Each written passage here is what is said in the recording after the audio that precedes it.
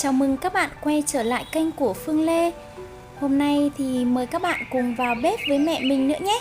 Các bạn nhìn hình ảnh giới thiệu ở đầu video, các bạn sẽ đoán ra được món gì rồi đúng không? Đúng vậy, hôm nay mẹ mình sẽ vào bếp và chia sẻ các bạn đó là món mướp xào với lòng mề. Đây cũng là một món ăn rất quen thuộc. Tuy nhiên thì xào mướp để cho giòn và ngon như hình ảnh mình đã chia sẻ thì không phải ai cũng làm được đâu nhé. Nên các bạn hãy nhớ xem hết video này để xem cách mà mẹ mình xào mướp như thế nào nha.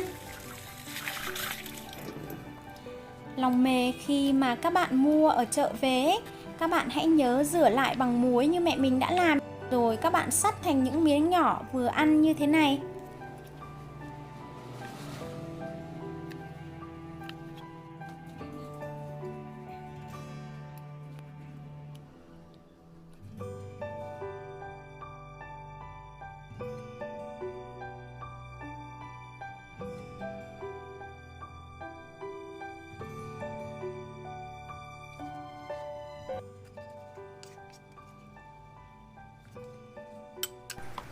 Khung cảnh thân quen nhất ở quê đó chính là rán mướp, ruộng rau và ao cá. Đây chính là rán mướp mẹ mình trồng đấy. Sự khác biệt với những quả mướp mẹ trồng là khi ăn mình cảm nhận rất rõ, nó thật sự rất thơm và ngọt.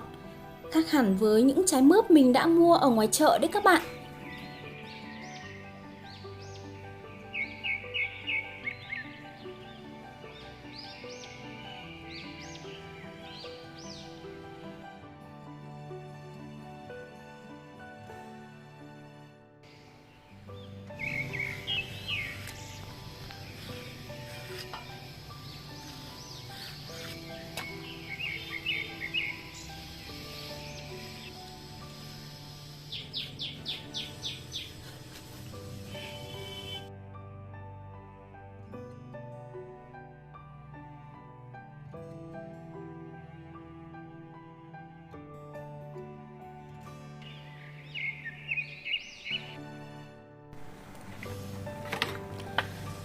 Các bạn dọc mướp ra làm đôi, rồi thái thành những khúc dày khoảng 3cm. Các bạn lưu ý, các bạn cần phải sắt mướp dày thì khi xào mướp sẽ không hề bị lát, mướp sẽ rất là cứng và giòn nha. Đây cũng là một kỹ thuật rất quan trọng khi mà xào được mướp ngon đấy.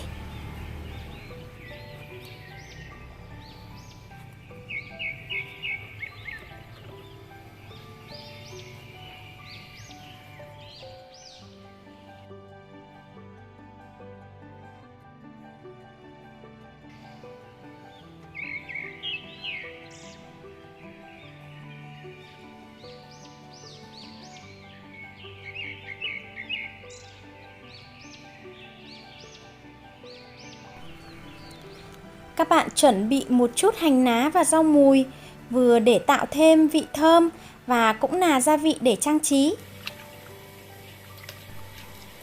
Phần lòng mề thì các bạn trần qua bằng nước sôi như thế này nhé, để cho lòng mề bớt hôi và tanh.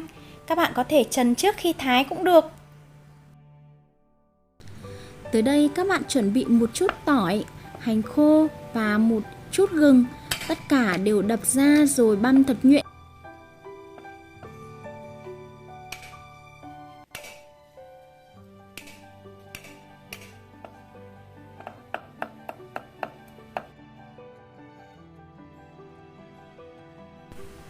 Hành lá với rau mùi các bạn thái khoảng 2cm.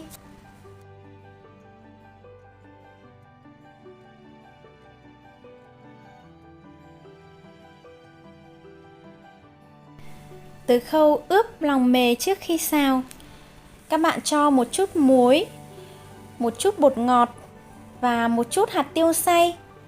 Tất cả đều sử dụng là thìa cà phê nhé.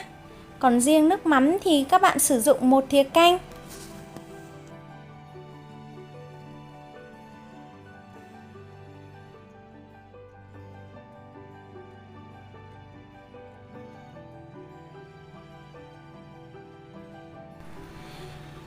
Các bạn có thể sử dụng dầu ăn hoặc là mỡ cũng được nha. Ở đây thì mẹ mình sử dụng là mỡ. Xào bằng mỡ thì ăn sẽ thơm và ngon hơn.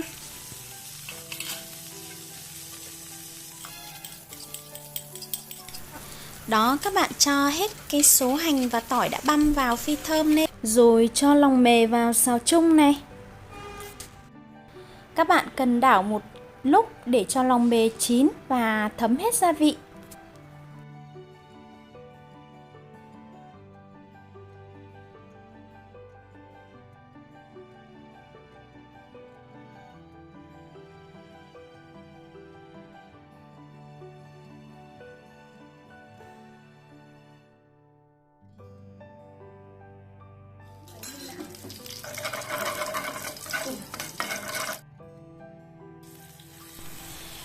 Để xào được mướp ăn giòn và ngon thì một kỹ thuật rất là quan trọng các bạn cần phải để ý.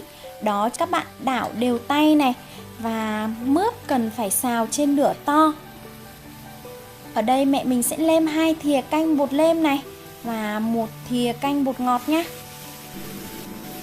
Xào mướp trên lửa bếp to thì các bạn cần phải đảo thật nhanh tay để mướp vẫn giữ được độ giòn mà không nát. Lúc này mướp đã chín đều rồi nha các bạn.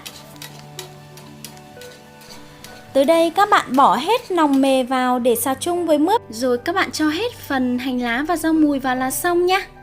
Nhìn chảo mướp có hấp dẫn không nào? Mướp không hề lát, vẫn giữ được độ giòn, ngon của quả mướp này. Chúc các bạn thành công nhé!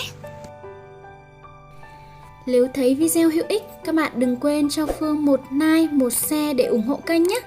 Và hãy nhớ bấm vào đăng ký để tiện theo dõi những video mới khi Phương chia sẻ trên kênh. Xin chào và hẹn gặp lại!